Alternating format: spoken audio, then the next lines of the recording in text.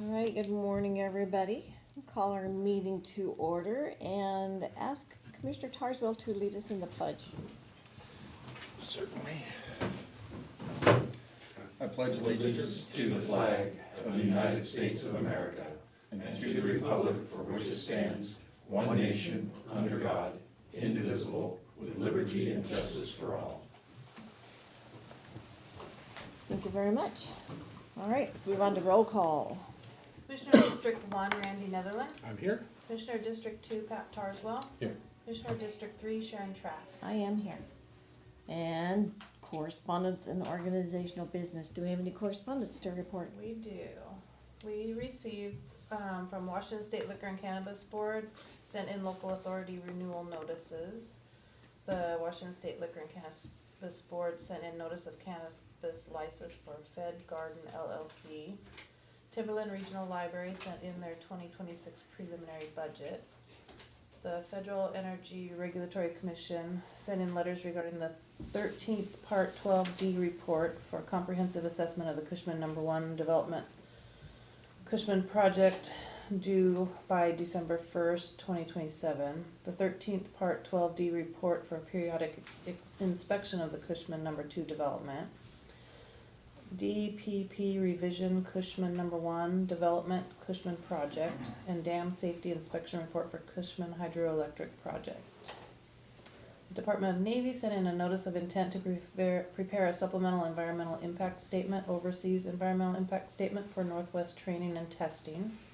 Mason County Second Class School District sent in updated 2026 levy certification.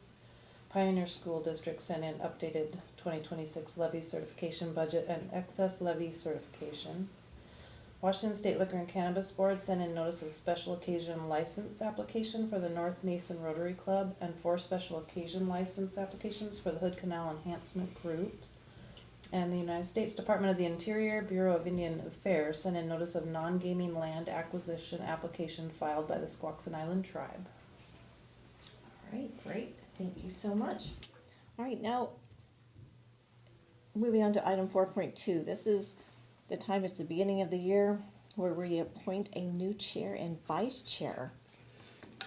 Go for it. Madam Chair, I move that we appoint Pat as our chair for the 2026 year.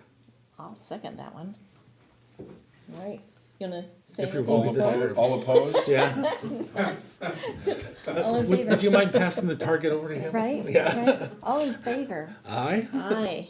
I guess. I meant the target.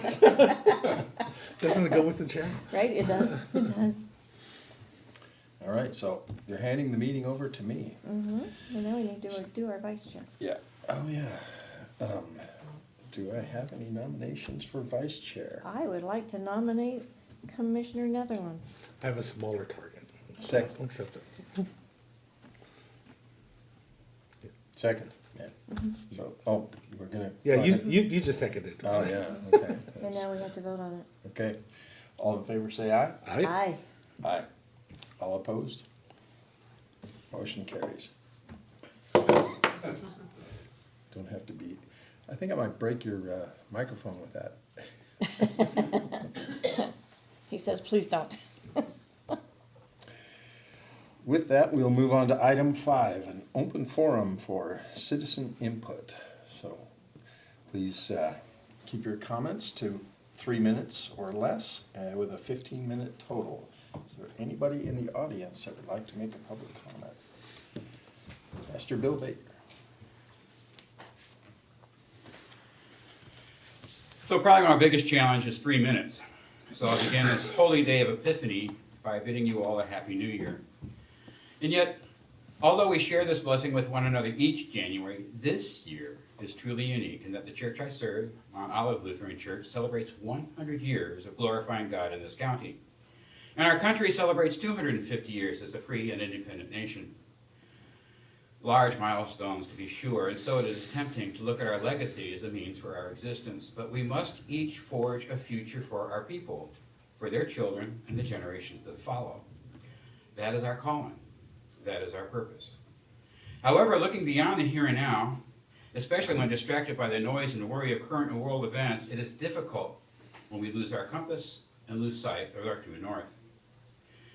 Abraham Lincoln, in the midst of a bloody civil war, reminded us of this great intersection of the church and the state, and he reminded us that our forefathers brought forth on this continent a new nation, dedicated to the proposition that all men were created equal, and endowed by their Creator with certain unalienable rights: life, liberty, and the pursuit of happiness.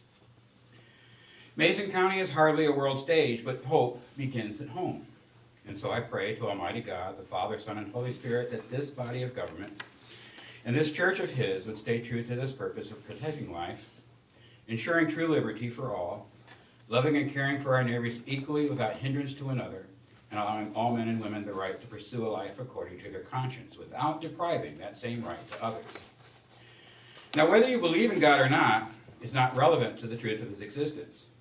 And even if you do not believe, it would not absolve you from failing your responsibility to serve the people whom you govern. With that, may God grant you the strength and desire to hold fast to these basic principles, that you may act and do the right thing, and grant you the spirit of wisdom and discernment to know what the right thing truly is, and bestow upon you the courage to stand on truth in the face of adversity. May God bless you now and always. Amen. Amen. Amen. Thank you. Anyone else in the room? Randy? Congratulations, Pat and Randy.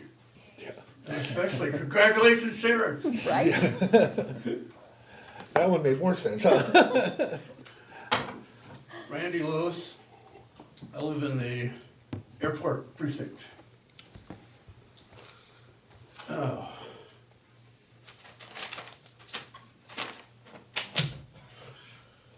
Once again, I'm not opposed to the Bremerton sewer expansion per se.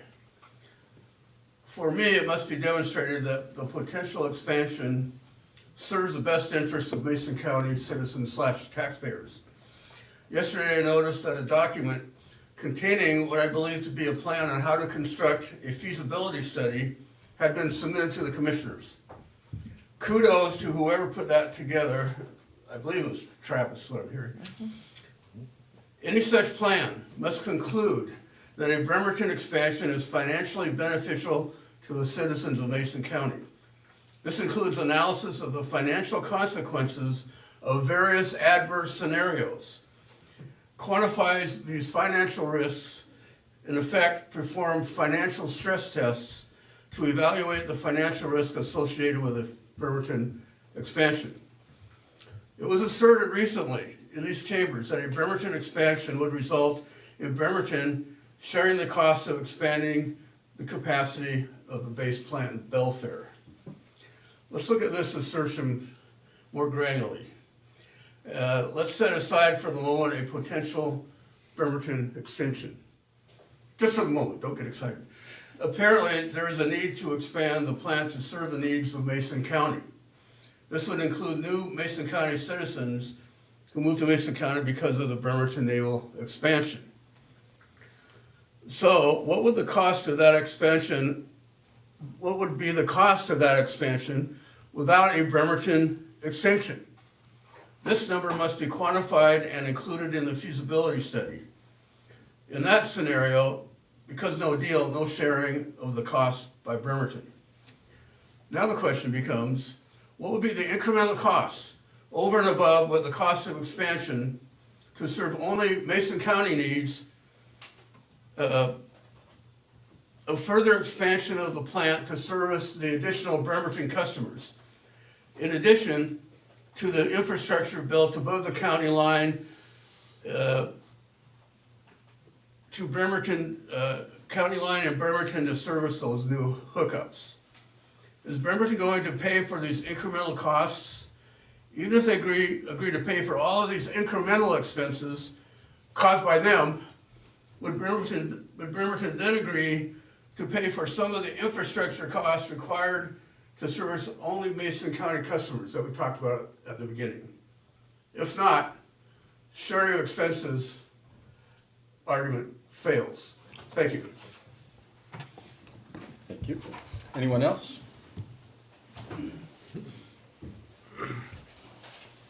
I'm probably gonna lodge a complaint you've heard 100 times before. But our building department, I'm finding, I'm doing projects for people that need help.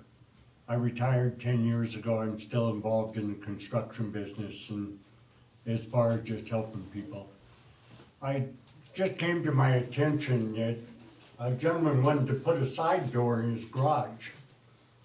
So he's pretty honest, he goes to the building department and says, do I need a permit? Oh yeah, you need a permit. Well, okay, I'll get a permit. They wanted an engineered and architect drawing for a side door. It cost him $1,500 to put a $500 door in. Now, if these people that are behind the desk don't know, they should go to somebody that does. And he should have been exempt from a permit, totally. Because once the door is put in, there's nothing to look at. He's paying for a permit fee that's doing him no good. And I'm starting to notice that we're requiring a lot of engineering that doesn't need to be done if the people in that office are qualified to know what they're looking at. So I've been doing it almost 60 years. And I'm finding I still learn every day. The people that we got in the building department need to have experience, need to be qualified to see what they're looking at.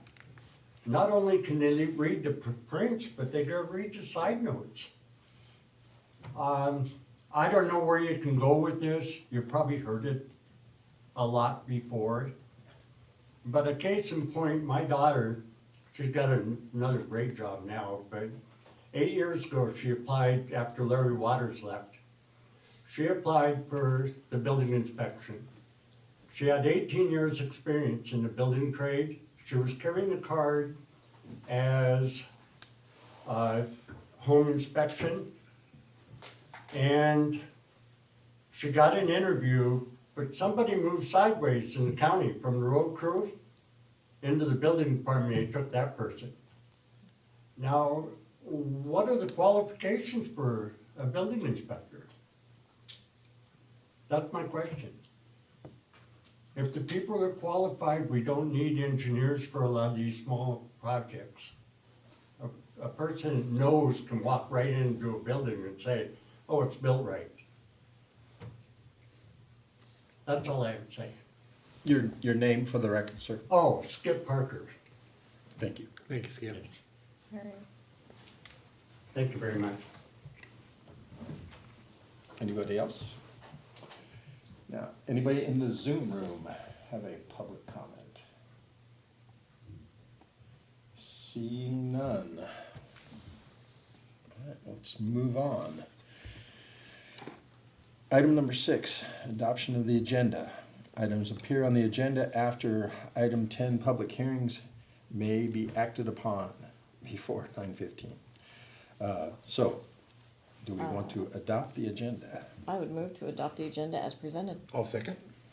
All in favor of adopting the agenda as presented, say aye. Aye. All opposed, say nay. Ayes have it. Motion passes. And item number 7, approval of the minutes. We have no minutes because this is the first meeting of the year. So that's done. Item number 8, approval of the action agenda. Items listed under the action agenda may be enacted with one motion unless a commissioner or citizen requests items to be removed from the action agenda and considered as a separate item. We'll now read the action items and allow time for people to remove them. Commissioner Trask, if you would read items 8.1 and 8.2. Commissioner Netherland, if you'd read 8.3 and 8.4. All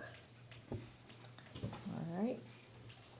Item 8.1, approval of warrants and treasurer electronic remittances. Claims Clearing Fund warrants number 8117504 through 8118035 in the amount of $69,743.79. Direct deposit fund warrants number 121,812 through 122,632 in the amount of $2,057,263.64. Salary clearing fund warrants number 7009329 through 7009393 in the amount of $1,952,596.81. Item 8.2, approval to appoint Virginia Feldman to the Mason County Historic Preservation Commission for a term beginning January 6th, 2026 and ending November 30th, 2028. Mr. Chair, item number 8.3 reads approval of a letter to Governor Bob Ferguson regarding public indigent defense cost impacts to Mason County. Item number 8.4 reads approval for Commissioner Netherland to sign the vacant land purchase and sale agreement for parcel number 22005-53-00012 located at 1581 East Phillips Lake Road in Shelton to Bernard and Lisa Stewart for the purchase price of $6,000.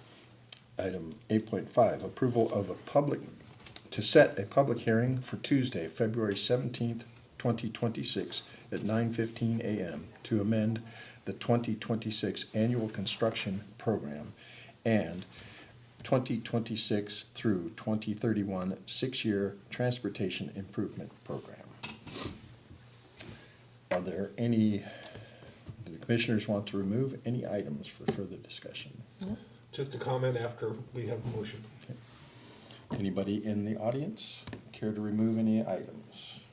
Seeing none. Anybody in Zoom care to remove any items? Seeing none. Absolutely. Moment for discussion. Commissioner Reyes? Yes, Mr. Chair, I'd like to make a motion for the approval of the action agenda as presented, and I'll have a discussion point in the middle. I'll second that. It has been. Loretta. Oh, Which one? Oh, yeah. we do have a comment. Loretta Swanson. Apologize. That's all right. I didn't see it either. I didn't either.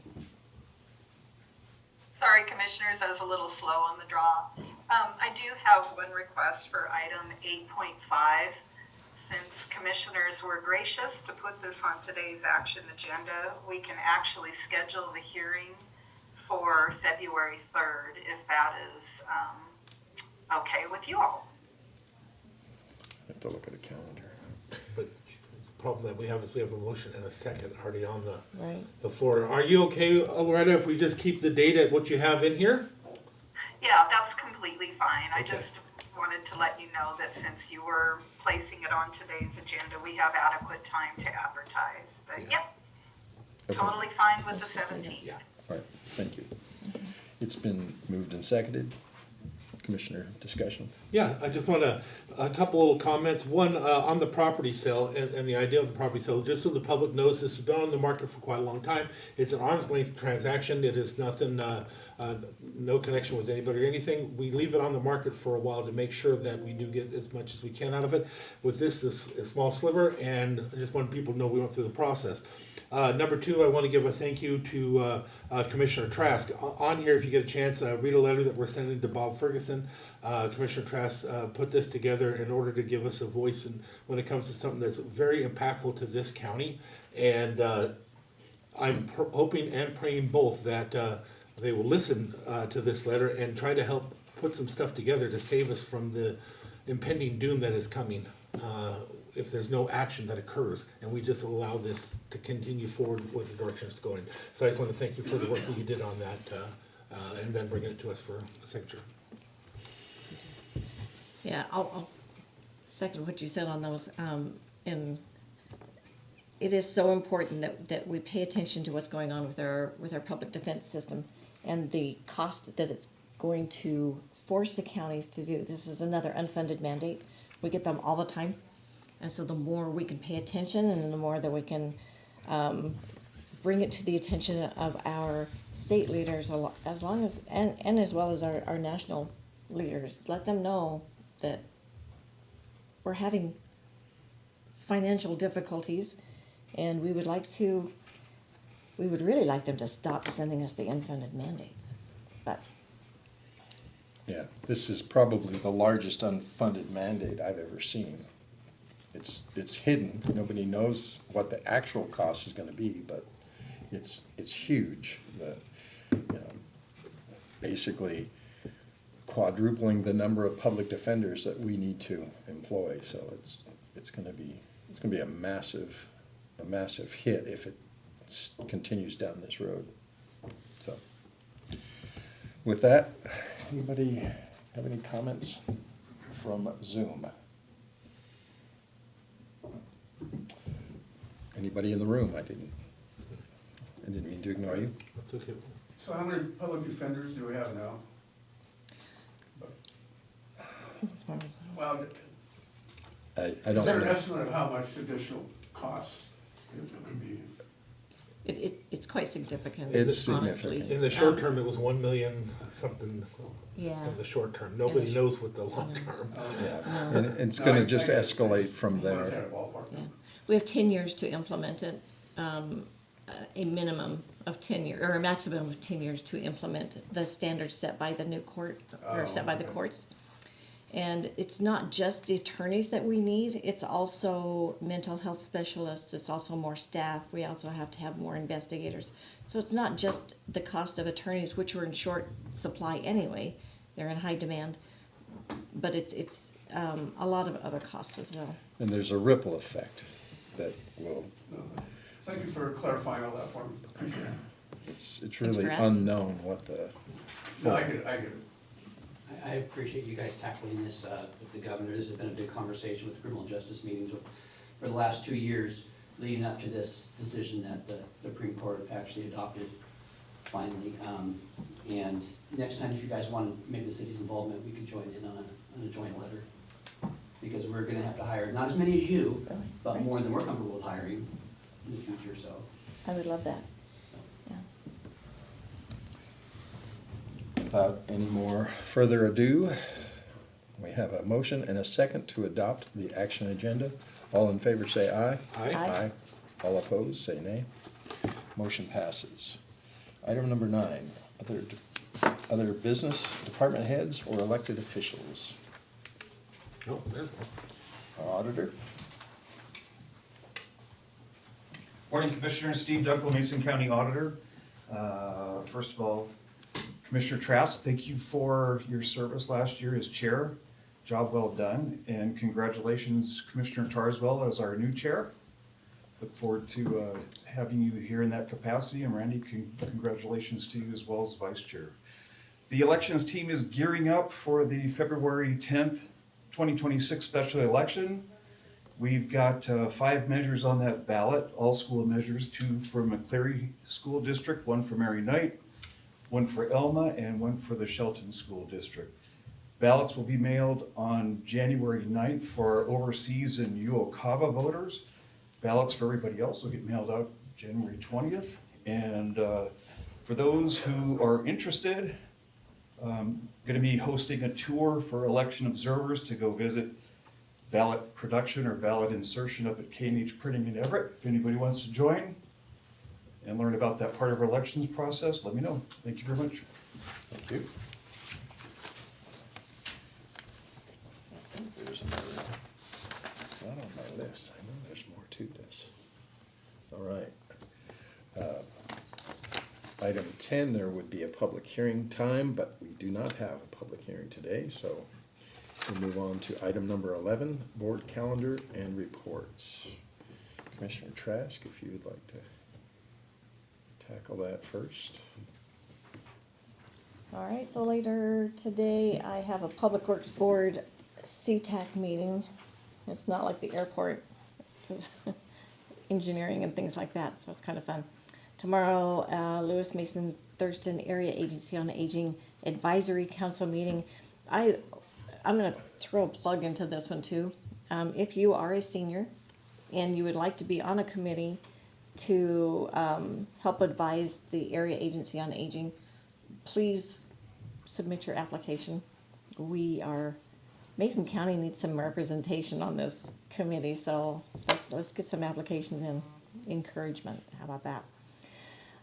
Thursday is the first WASAC Legislative Steering Committee Session Prep Meeting. So I'll be in Olympia all afternoon. Public Works Board meeting on Friday. Monday we have briefing. Local Emergency Planning Committee meeting, and then a WASAC virtual ledge meeting, and then we're back here on Monday for our, no we're not, because it's Martin Luther King Jr.'s holiday. So Monday the 19th, county offices will be closed. So then we'll be back here for our regular commission meeting. At least some of us will. Commissioner Nesbitt? So, just for the last couple weeks, just so it's known, it was announced, I was at a Republican meeting, me and Commissioner Tarswell were at the same one. We had no conversations or anything else like that, but we did attend the same meeting, and I did announce it the week before. Left board meeting right before I came in, that's why I was late. We had a lot of other things that happened, but coming up here, I have a sheriff's breakfast where we may be together. Olympic Regional Clean Air Authority meeting, I'll be meeting with some citizens on Snowcrest, thanks to Mr. Auditor to put that together again and stuff. And it's funny, Mason County Memorial Park Board, I'll be attending that meeting, but that's the cemetery board. It's got this nice long name, but it's the cemetery board to represent the county on that. Lyons is doing an induction, and I've become a member of that. Olympic Regional Clean Air Authority Finance Committee, and a few other things. I'm having an issue with my calendar this morning, so we'll do our best to make sure that there's notice given for anything that happens. Well, I have a fire district meeting tonight. I have a Rotary meeting tomorrow, the EDC meeting on Thursday, Next Steps Collaboration meeting also next Thursday, Sheriff's Lunch. Then I will be presenting for the state. You should be proud of Mason County. We're one of the most active America 250 organizations in the state. We have more, we've done more projects, more things like that. So predominantly it's my wife who's been doing a lot of the work, but she and I are making a presentation to the state. All of the county organizations across the state are getting together, and we'll be making a presentation to them on Thursday afternoon.